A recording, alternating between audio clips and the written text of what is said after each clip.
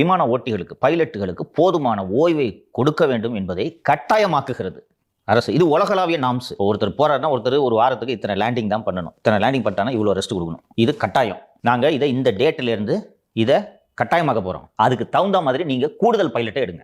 4 pilot 2 ஃப்ளைட்டை ஓட்டிகிட்டு இருக்காங்கன்னு வச்சுக்க.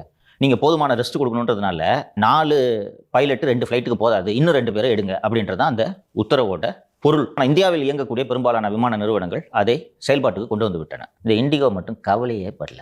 கவலைப்படாததோடு மட்டுமல்லாமல் விமானங்களை அதிகரிக்கிறாங்க.